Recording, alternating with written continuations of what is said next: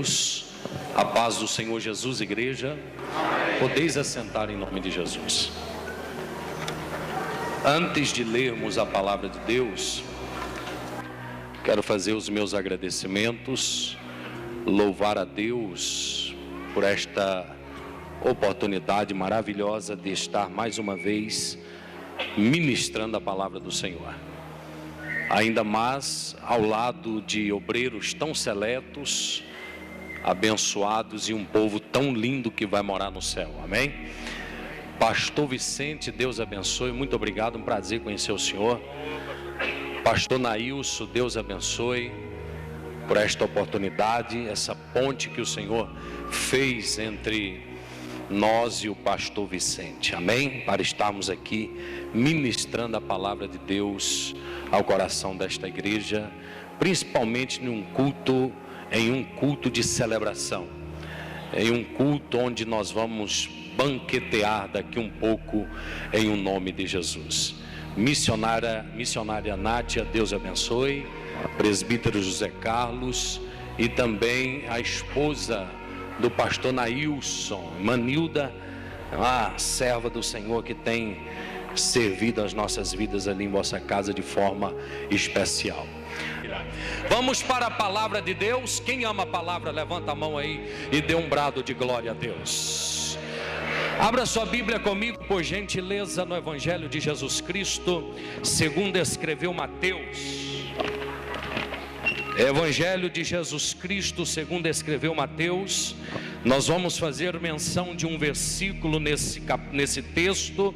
Também vamos ler outro versículo em outro livro e outro versículo também em outro livro. Nós vamos ler 3 versículos em livros diferentes, que será o ponto de partida para a mensagem que Deus colocara no nosso coração nesta noite. Eu quero ser bem enfático, preciso e quero respeitar o tempo que me foi delegado. Mateus capítulo de número 26 e o primeiro versículo é o versículo de número 20. Depois nós vamos ler Lucas 22, 3, e a seguir nós vamos ler 1 Coríntios capítulo de número 10 e verso de número 21. Eu vou repetir: Mateus 26, 20, Lucas 22, 3 e 1 Coríntios 10, 21. Diz assim Mateus 26, 20: E chegada a tarde, assentou-se à mesa com os 12. E chegada a tarde, assentou-se à mesa com os 12. Aleluias. Lucas 22, 3 diz assim: Entrou, porém, Satanás em Judas. Quem entrou em Satanás? Quem entrou em Judas?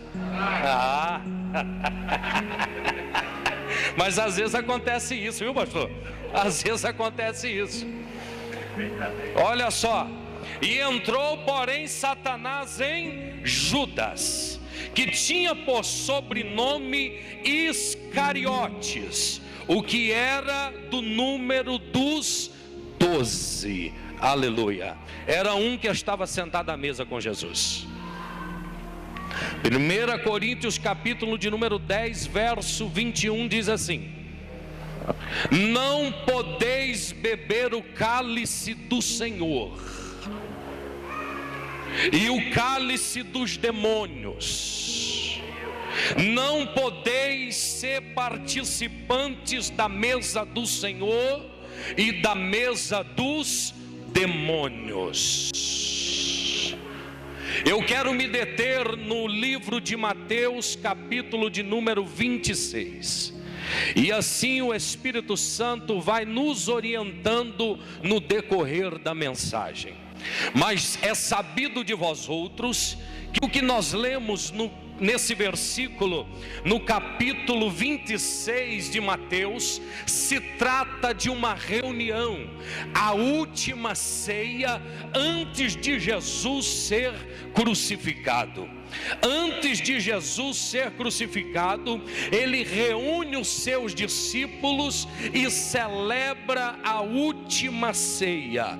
Mas algo muito interessante me chamou a atenção durante todo o dia que eu passei em consagração, em meditação, em devocional com o Senhor. E Deus me deu até um tema, senhores obreiros: o perigo de comer na mesa do Senhor e na mesa dos demônios. E é isso que nós vamos discorrer nesta noite: o perigo de comer na mesa do Senhor e na mesa dos demônios. Todos estavam reunidos com Jesus no primeiro dia da festa dos pães asmos. A Páscoa estava para ser celebrada. E o interessante é que a grande revelação de Deus começa aqui no versículo de número 14, no versículo de número 17, que diz assim: e no primeiro dia da festa dos pães asmos, chegaram os discípulos junto a Jesus,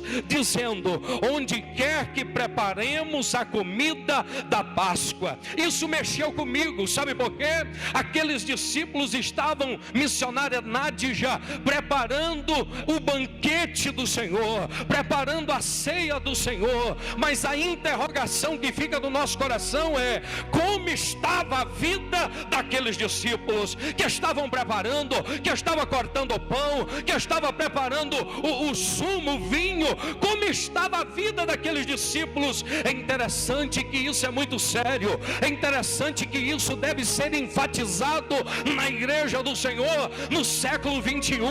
Como nós nos preparamos, como nós nos portamos numa reunião tão importante da igreja de Jesus Cristo, que é a celebração da ceia, que simboliza a sua morte e a sua ressurreição. É verdade. Ali existiam discípulos que estavam totalmente com seu coração contaminados. Meu Deus. É desse jeito. Ali existia discípulos totalmente com o coração cheio do diabo, como a própria Bíblia diz.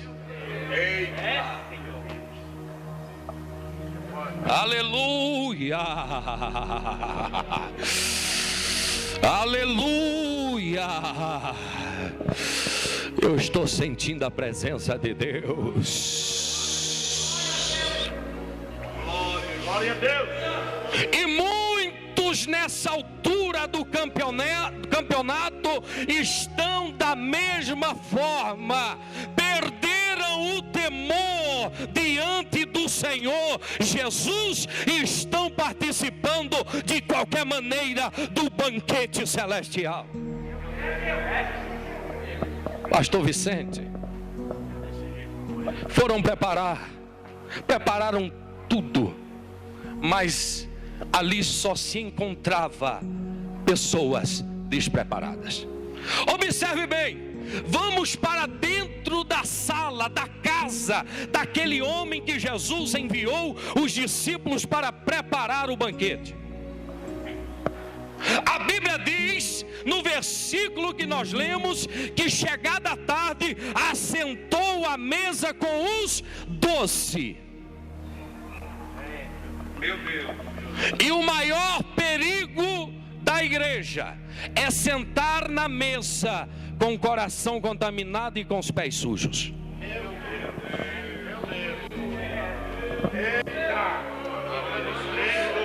Xande carabacantaraias. Sabe por que, pastor? Eu estava analisando. Quando nós sentamos numa mesa, os pés ficam escondidos, ninguém está vendo. O senhor não vê, os obreiros não vê, muitos não vê, mas Jesus está vendo. Sabe o que significa caráter? Aquilo que nós fazemos quando ninguém está nos vendo.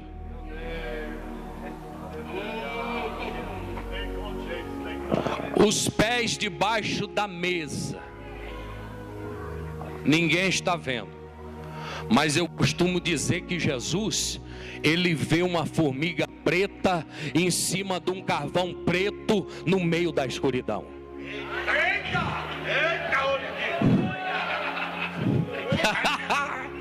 Eu vou repetir. noite, Jesus vê uma formiga preta em cima de um carvão preto no meio da escuridão. Jesus está de olho na igreja.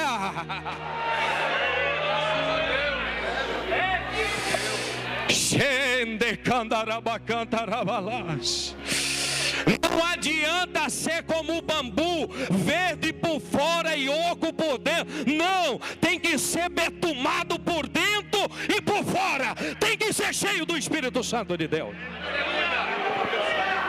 E ele vai.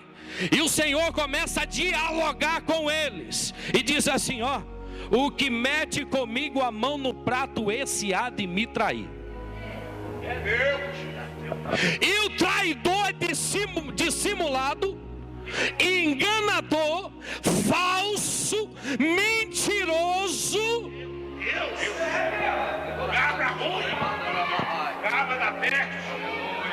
Sabe por que o traidor é dissimulado? Porque eles começam a interrogar na mesa. Onde nós estamos? Na mesa. O cenário é o mesmo aqui. Só que Jesus não está em carne, ele está na pessoa do Espírito Santo. A mesa está posta, os obreiros estão aqui, o mestre está de olho em nós. E começa uma interrogação entre eles. Sou eu, Senhor? Sou eu, Senhor? Sou eu, Senhor? E Judas tem a cara de pau de perguntar: mestre, sou eu? Ele é dissimulado. Ele já sabia que já estava com o coração cheio do diabo. Ele já sabia que estava contaminado. Mas escuta uma coisa: aqueles que encobrem as suas transgressões não prosperará. Diga a palavra de Deus. É Bíblia.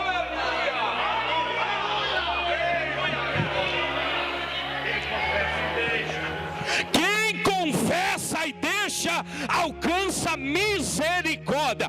Hoje é a nossa oportunidade. Hoje é a nossa oportunidade.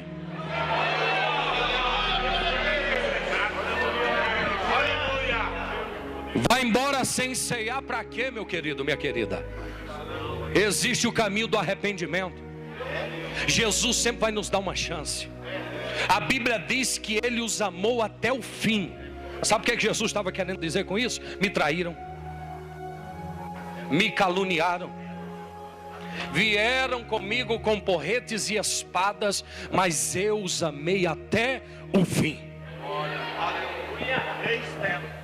Aleluia! Escute, nós não podemos ter um coração dobre, como diz Tiago, capítulo 1, verso 8. O homem de coração dobre, ele é inconstante em todos os seus caminhos. Nós temos que ser firmes e constantes na presença do Senhor. Nós não podemos andar no meio do caminho, não. Nós não podemos ficar na janela, porque é a zona de perigo. Nós temos que ter firmeza. Venha o vento que vinha, a tempestade que vier, aconteça o que acontecer, eu não nego a minha fé, eu não nego a minha santidade. Eu sou homem de Deus, eu sou mulher de Deus, eu tenho o caráter de Deus. É isso que nós temos que fazer.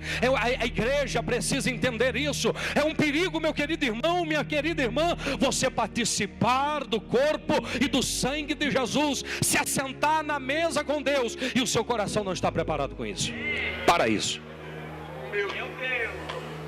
Isso é muito sério. Não existe seguir dois caminhos. Mateus 7,13. Não. É só o caminho estreito, a porta estreita. É por aí que vai. Aleluia. Dois senhores. Não existe. É sim, sim, não. Duas fontes, Tiago 3,11. Duas árvores. Isso aqui é interessante. Eu quero me deter por alguns minutos aqui, porque eu quero respeitar o tempo. Escute isso aqui das duas árvores. figueira produzir azeitonas e videira figos? Isso é impossível. E o Espírito Santo falou assim para mim: meu filho, vocês só podem produzir aquilo que tem, aquilo que é. Falei, que isso? Vocês só podem produzir aquilo que tem. E as nossas atitudes refletem que frutos nós temos. As nossas atitudes refletem o que tem dentro de nós. Meu Deus. Nós só vamos produzir aquilo que temos.